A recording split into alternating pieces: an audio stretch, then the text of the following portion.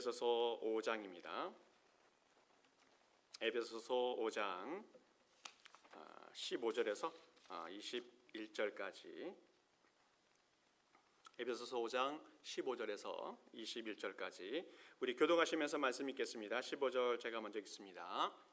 그런즉 너희가 어떻게 행할지를 자세히 주의하여 지혜 없는 자 같이 하지 말고 오직 지혜 있는 자 같이 하여, 그러므로 어리석은 자가 되지 말고 오직 주의 뜻이 무엇인가 이해하라.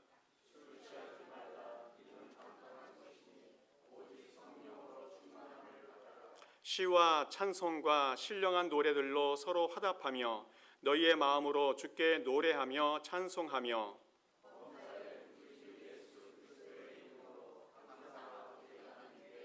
같이 읽겠습니다.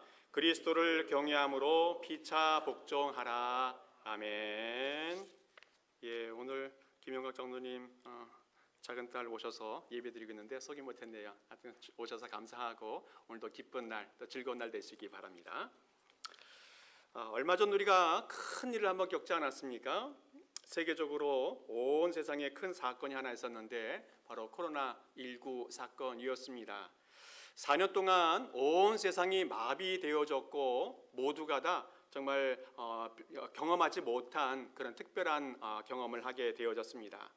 이 4년의 기간을 통해서 온 세상 사람들의 삶이 변화되어졌습니다. 정치도 변하고 사회도 변하고 문화도 변하고 경제도 변하고 모든 것이 다 변화되어지는 그런 세상을 경험하게 되어졌습니다. 자, 이런 경험을 하는 과정 속에서 그러면 우리 교회는 어떻게 변했을까? 우리 교회는 어떻게 변했을까? 궁금해서 이 통계 자료를 좀 찾아보았습니다. 전 세계 자료가 아니고 한국 개신교회의 통계 자료인데 2018년도 코로나 시작하기 바로 직전부터 끝날 때까지 24년도까지 기독교인의 비율이 20%였다는 겁니다. 20%. 기독교가 한국 사회 속에서 점점 부흥해 가다가 2015년도를 기점으로 해서 점점 떨어지기 시작했는데 2018년도 코로나 시작하기 바로 직전부터 코로나 끝날 때까지 20%로 정체되어 있었다는 거예요. 그것은 기독교뿐만 아니라 불교도 천주교도 모두 다 떨어진 상태에서 머물러 있었는데 그래도 기독교가 가장 퍼센테이지가 높더라고요. 제가 이거 보면서 생각한 게 뭐냐면 양쪽으로 성장하지는 못하고 하락했지만 더 이상 줄어들지 않고 있다는 것을 보게 되어졌어요. 이것은 뭘까? 코로나 기간을 지나면서 정말 신자 중에서 알곡만 남은 것인가에 대해서 생각을 해보게 되어졌습니다. 그 전에 많던 성도들, 그 전에 많던 신자들이 다 떨어져 가고 20%만 남은 것은 정말 하나님을 제대로 믿는 사람들만 남아있는 것인가 하는 생각이 들었습니다. 자, 그럼에도 불구하고 과제가 남아있는데 하나는 교인들이 고령화가 되고 있다는 거예요. 교인들 숫자가 점점 나이가 많아지게 되어졌는데 70세 이상의 퍼센테이지가 거의 30% 정도 되어지고 10대나 20대는 13% 정도로 점점 줄어져 가고 있는 것을 보게 되어져요. 이것은 우리 기독교뿐만 아니라 천주교나 불교도 똑같은 현상이 나타나게 되어지고 있습니다. 한국의 전체 종교 인구가 한 70% 되어지는데 종교를 갖지 않는 10대, 20대도 70%나 되고 있다는 것을 통계로 나타나게 되고 있어요. 자, 이거 보면서 또 하나 제 마음속에 생각하고 있는 것은 뭐냐면 이제는 양쪽으로 성장하는 것에 초점을 맞추는 것보다도 질적으로 이 교회가 세상에게 어떠한 영향력을 미치면서 살아가야 할까에 대해서 관심을 가져야 된다는 생각을 하게 되어졌습니다. UCLA의 그 대학교 교수로 사역하고 있는 옥성득 교수라는 분이 계신데 이분은 한국 기독교 역사 또 종교사 이런 것들을 주로 연구하는 분이신데 한국에 1884년도에 복음이 증거된 이후에 이제 140년이 지나가는데 이 교회가 부흥하기도 하고 또 쇠락하기도 하는 그런 것을 계속 반복하게 되어졌는데 1920년도에 쇠락하는 때가 있었었고 또 2010년도에 쇠락하는 그런 때가 있었었는데 이 두 시기에는 똑같은 비슷한 현상들이 나타났다는 거예요. 뭐냐면 첫째는 교회가 분쟁이 많아졌다는 겁니다. 교단이 분열되고 또 교회가 많은 분열이 있었던 그런 시대였다는 거예요. 그리고 신세대와 구세대가 많은 갈등을 겪으면서 어려움을 겪었던 문화의 차이를 겪었던 그런 시대라고 합니다. 또 신학이 보수화되면서 점점점 고립화되는 그런 상황이 나타났고 또 사회로부터 비판을 많이 받는 그런 현상이 나타나게 되어졌고 또 목사나 또 지도자들이 여러 가지 금전적인 또 성적인 반사회적인 비리 때문에 비판을 받는 사건들이 많이 나타나게 되어졌다는 거예요. 이런 문제 때문에 교회가 점점 쇠퇴하게 되어졌던 그런 역사를 점검하게 되어집니다. 하나님께서 이런 시대를 향해서 무엇이라고 말씀하실까? 이런 교회를 향해서 하나님께서 무엇이라고 말씀하실까? 오늘 성경 말씀 속에서 찾아보니까 15절 말씀에 이런 말씀을 하고 있어요. 우리 같이 한번 읽어보겠습니다. 시작.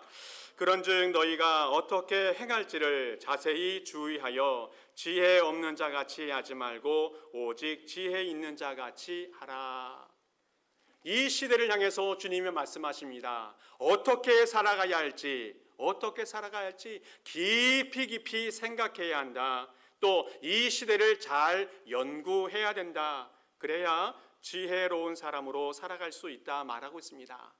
하나님을 믿는 사람들은 이 시대에 하나님의 자녀로서 빛된 삶을 살아가야 되는데 그렇게 살기 위해서는 이 시대를 잘 연구하고 어떻게 살아갈지 깊이 고민하면서 살아가는 사람이 되어야 한다 말씀하고 있어요.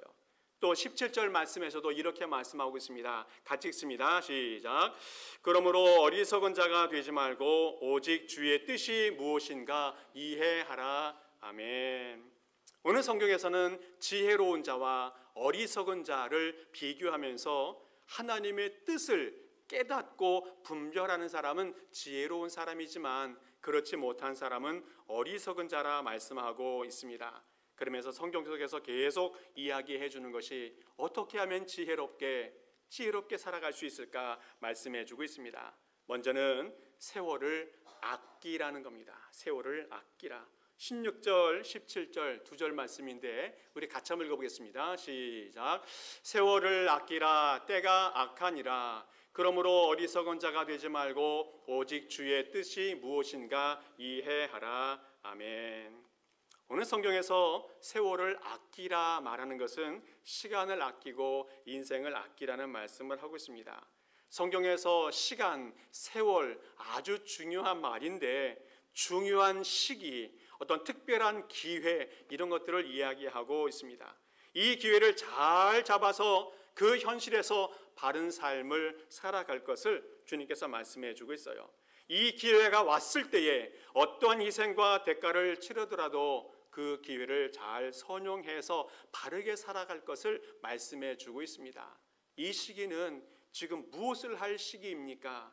그것은 의롭고 경건하게 살아가야 할 시기라는 거예요. 예수 그리스도를 증거하고 복음을 나누는 그런 시기라는 겁니다. 하나님께서 우리에게 맡겨주신 가족들과 교회를 잘 섬기는 그런 시기가 되어져야 한다는 거예요. 하나님 우리에게 맡겨주신 복음을 잘 증거하고 교회를 세상 사람들에게 잘 변호해주는 그런 시기가 되어야 한다는 겁니다. 또 세상에 빠져 있지 말고 기도하면서 세상을 이겨나가야 될 그런 시기라고 말해주고 있어요. 하나님께서 이 시기를, 이 때를 우리에게 주신 것은 정말 감사한 마음이 들어야 한다는 겁니다. 이 시기를 주지 아니하고 그냥 지나가게 해버린다든지 우리의 생명을 단축시킨다든지 하나님의 부르심으로 그냥 데려가 버리면 우리는 더 이상 기회가 없을 건데 하나님은 우리에게 때를 주시고 시간을 주셨다는 거예요. 이것을 감사한 마음을 가지고 잘 감당해야 한다는 겁니다. 오늘 성경에서는 또 하나 이야기하고 있는 것이 때가 악하니라 말하고 있어요. 때가 악하니라. 이 세상은 악한 영이 어떻게 해서든지 믿는 성도들이 바르게 살지 못하도록 유혹하고 있는 시기가 이 시기입니다. 악한 마귀 사탄이 우리가 영혼을 준비하지 못하도록 우리의 마음을 빼앗고 시간을 빼앗고 분주하게 하고 바쁘게 살아가게 만드는 것이 이 사단의 전략이라는 거예요. 우리는 이 시기에 수단과 또 방법을 다 동원해서 악한 마귀의 사탄에 빠지지 아니하고 그 유혹들을 이겨 나가야 할 줄 믿습니다. 주님께서 인정하시는 그 삶, 바르고 진실한 삶을 위해서 우리의 시간과 우리의 정열을 투자해야 한다는 겁니다. 주님께서 점점 악한 세대를 우리가 살아가게 하신 것은 더 신앙적으로 더 정결한 삶을 살아가도록 우리를 이끌기 위해서라는 거예요. 오늘 성경에서 우리가 이 시대를 아끼면서 악한 세대를 잘 살아가라고 말씀하고 있는데, 특별히 이 시기에 나는 잘 살고 있어, 나는 문제가 없어 라고 말하는 사람들이 있다는 거예요. 이런 사람들에게 자족하며 만족하며 또 더 이상 어떤 좋은 것을 추구하지 않고 살아가는 사람들에게 예수님이 경고의 메시지를 주는 것이 있어요. 22절, 23절인데 22절은 제가 읽고 23절 여러분 읽으면 좋겠습니다. 그날에 많은 사람이 나더러 이르되 주여 주여 우리가 주의 이름으로 선지자 노릇하며 주의 이름으로 귀신을 쫓아내며 주의 이름으로 많은 권능을 행하지 아니하였나이까 하리니,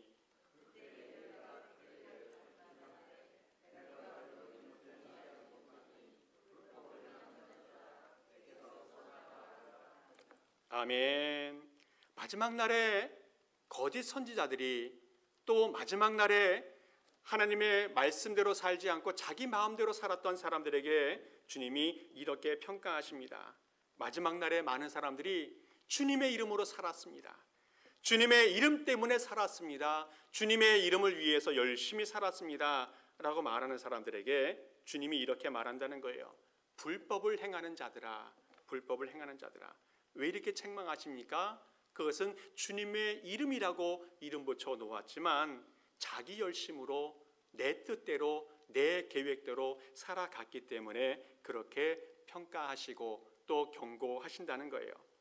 오히려 이렇게 살아갔던 많은 사람들이 하나님의 나라 확장하는 일에 방해가 되고 거침돌이 되었다는 것을 주님께서 지적해 주고 있어요. 오늘 우리가 기억해야 할 것은 우리가 천천히 가더라도 제대로 가는 것이 중요하다는 겁니다. 한 걸음 한 걸음 발걸음이 더딜지라도 바르게 살아가는 것이 중요하다는 것을 오늘 주님께서 가르쳐 주고 있어요. 세월이 중요하기 때문에 그렇다는 겁니다. 잘못 가면 다시 돌아가는데 많은 시간과 또 정열을 낭비할 수 있기 때문에 그렇다는 거예요. 성경에서 우리 하나님은 항상 공평한 하나님이라고 말씀해 주고 있어요. 그러나 하나님은 모든 사람에게 모든 것을 동일하게 준 것은 아닌 것 같아요. 돈도 마찬가지고 지식도 마찬가지고 건강도 마찬가지고 모든 사람에게 똑같이 주시지는 않은 것 같아요. 그런데 하나님께서 우리 모든 사람에게 공평하게 주실 것이 있습니다. 바로 그것이 시간이라는 거예요. 시간. 하나님은 우리 시간과 세월을 우리에게 허락해 주셔서 이것을 통해서 바른 삶을 살아갈 수 있는 기회를 허락해 주셨습니다. 하나님이 주신 이 기회, 이 시간을 통해서 무엇을 할까?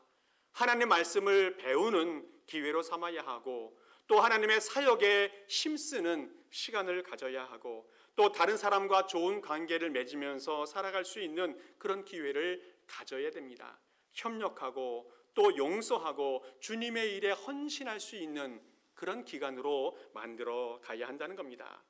돌아보면 하나님께서 우리에게 시간을 주시고 세월을 주신 것이 얼마나 큰 은혜이고 감사인지 알 수가 없습니다. 이것을 정말 아름답게 선용하는 우리의 성도들 될 수 있기를 축복합니다.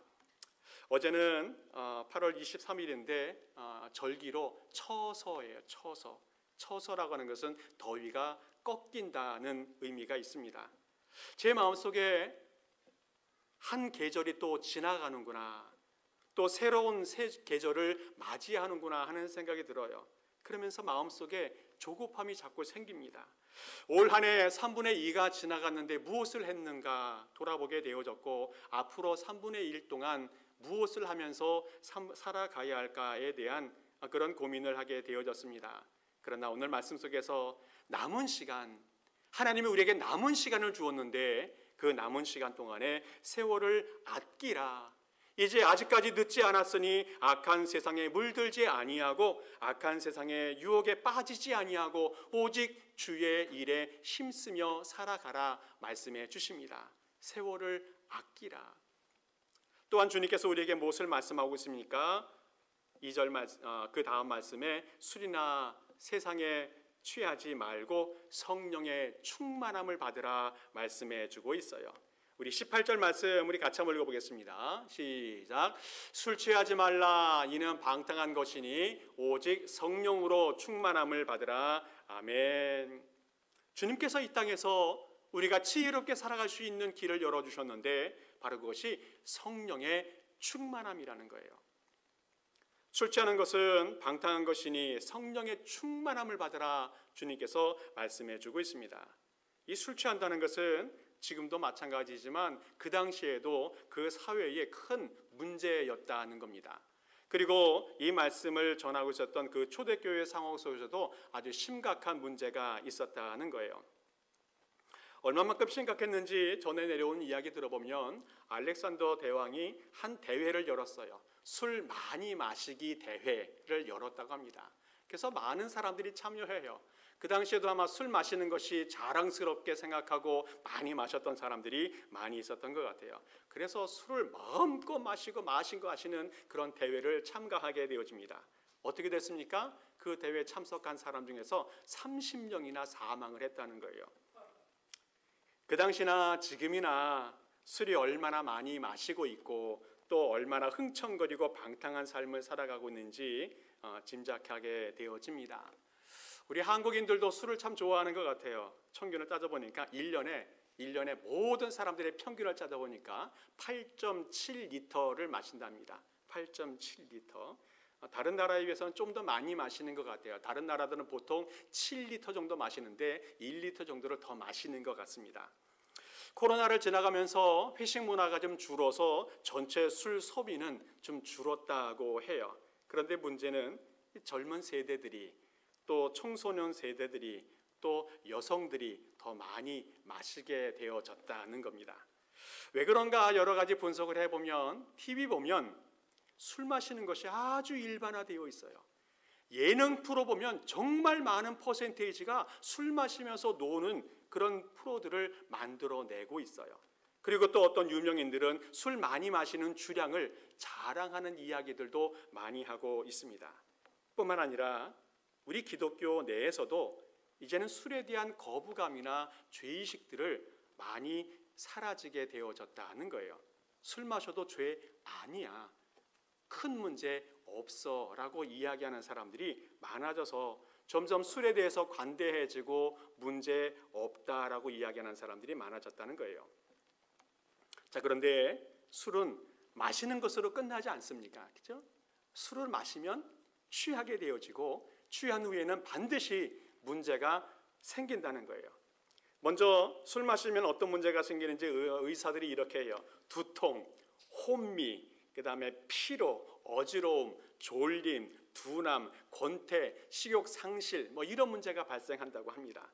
그리고 술을 마시면 점점 말이 많아지는데 기억을 잃게 되고 자기 통제가 안 되고 또 술을 마시면 용기가 많이 나타나지 않습니까? 그래서 화도 내고 또 주변 사람에게 시비도 걸고 싸움도 하고 결국 사고를 치는 경우들이 많이 있다는 거예요. 그래서 술 마시는 사람들은 취해가는 과정을 3단계로 표현했는데 이 동물로 표현을 했어요. 첫 번째는 여우의 단계로 이야기합니다. 여우의 단계. 처음에 술을 마시게 되어지면 여우처럼 눈초리가 높아지고 또 말이 상냥해지고 또 간사해지는 그런 모습을 보여준답니다. 자, 두 번째는 늑대의 단계인데 점점 더 취하게 되어지면 늑대처럼 사나워지고 또 덤비고 폭력을 휘두르고 또 자기를 주체하지 못하는 상태가 되어진다는 거예요. 자, 그 세 번째 단계는 뭡니까?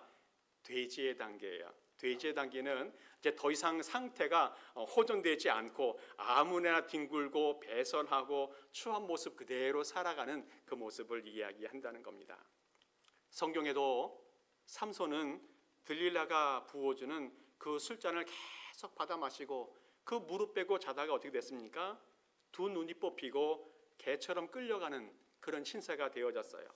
또 바벨론의 벨사살 왕은 어떻습니까? 왕족과 또 귀족들을 다 초청해서 1000명이나 초청해서 잔치를 벌입니다. 그리고 그때 예루살렘에서 빼앗아온 그 성기, 그죠? 성스러운 그릇들 이것에다가 술을 따라 마시면서 자랑하게 되어지고 환락의 축제를 벌이게 되어집니다. 그때 손가락이 나타나서 뭐라고 써요? 메네 메네 데겔 우바르심. 하나님이 너를 심판하시고 저주하신다는 그런 메시지가 담겨지게 되어집니다.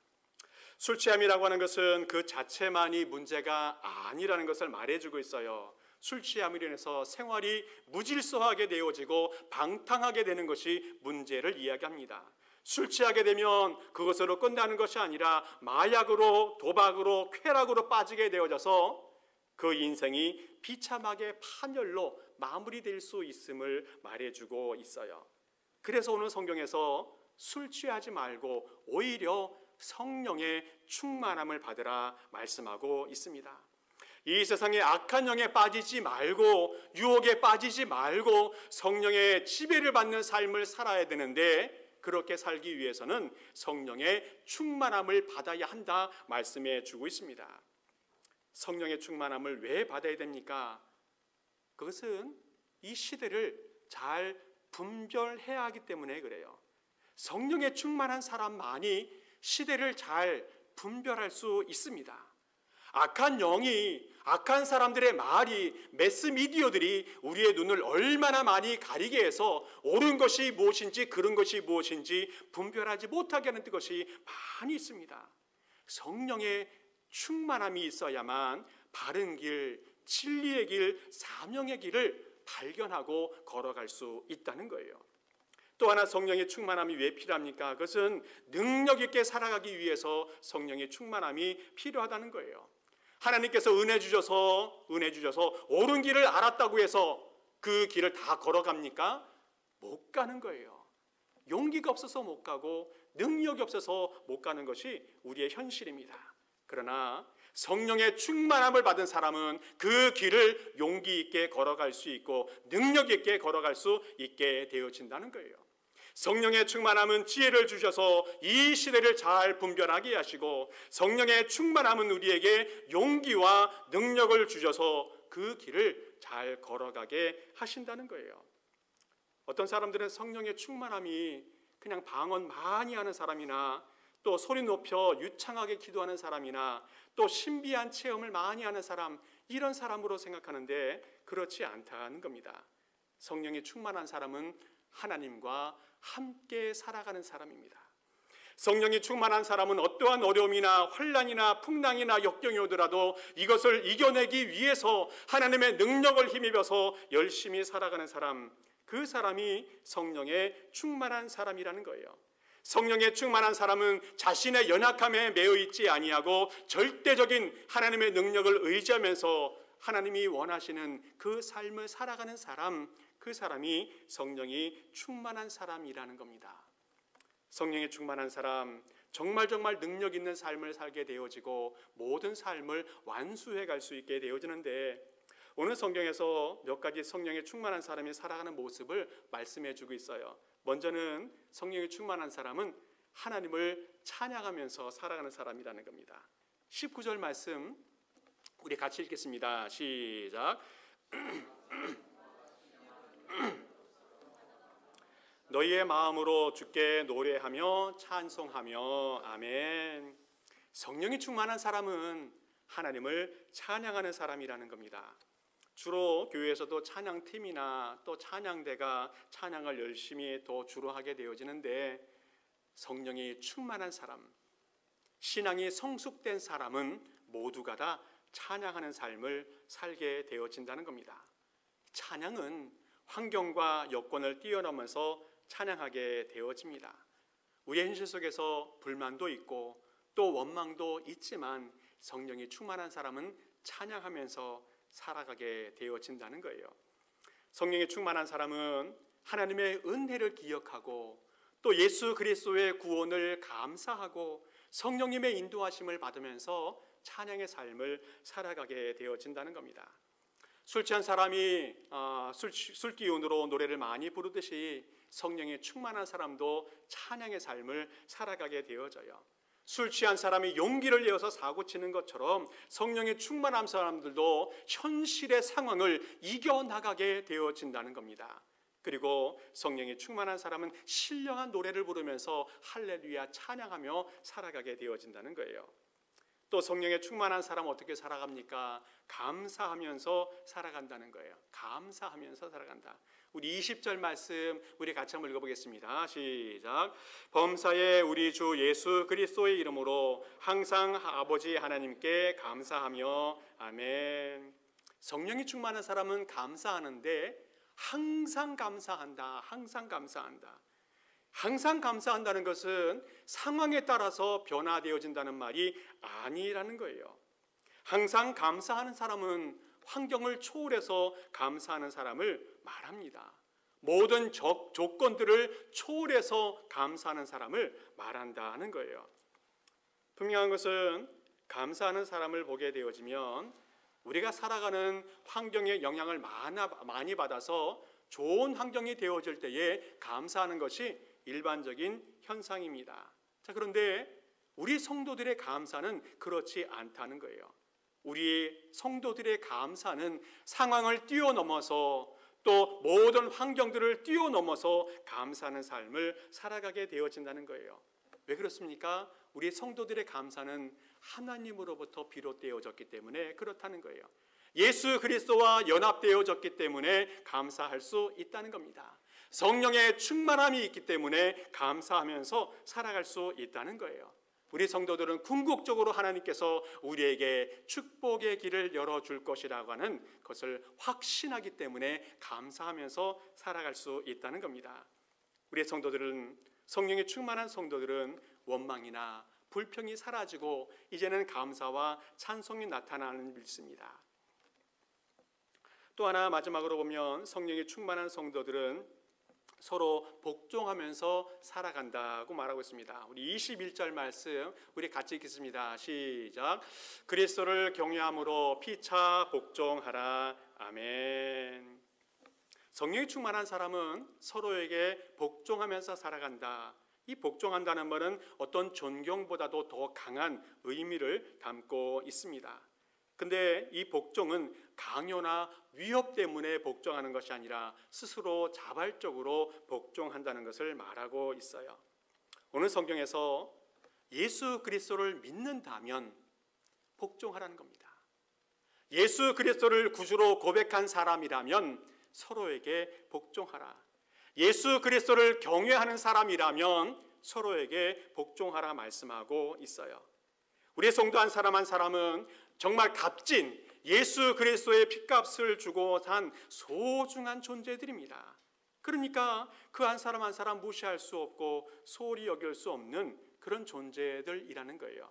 그렇기 때문에 그들의 말과 그들의 뜻과 그들의 삶을 존중하고 복종할 수 있다는 겁니다.